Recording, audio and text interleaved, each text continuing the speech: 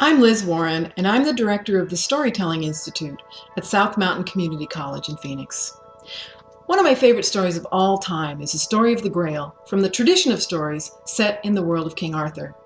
It was first written down in the 11th century in France, but its roots extend much farther back into the Celtic oral tradition. The idea of the Grail, the Holy Grail, something sacred and valuable, almost unattainable, and the hero's quest for it, are still present all around us in movies, memes, and cultural memories. But the deeper meaning of the story of the Grail is about the power of speech itself to bring about healing and to address cultural imbalances.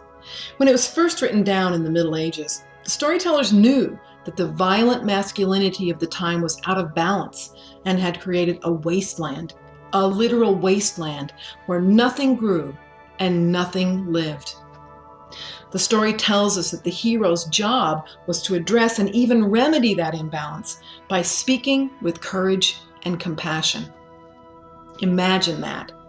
The hero's task is to speak, and more specifically to ask a question that rises from his own heart with authenticity.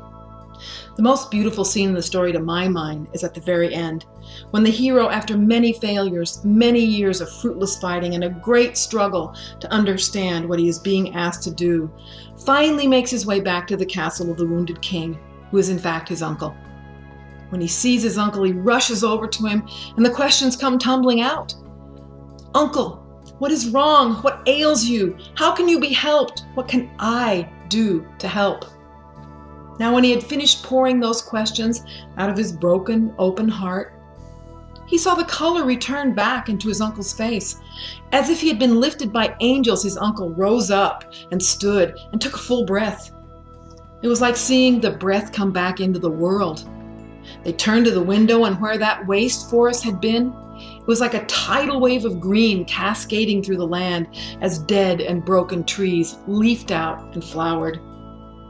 And within a moment, the hero felt a breeze come by his face, and he heard birds singing. He was sure he had not heard birds since he left his mother's house so many years ago.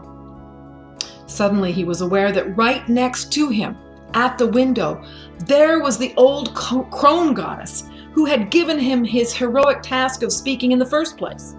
And as that green swept across the land, the goddess too was refreshed and like a maiden again. When our hero saw that, he fell to his knees. She helped him rise up, and she said, "When you open your heart, when you ask a question that comes from love and compassion, you honor me. You honor all women. You honor creation. You honor the earth. And that is just what you've done. You've brought back health and life to this land." So this story is my love letter to the earth. Let us speak with courage and compassion.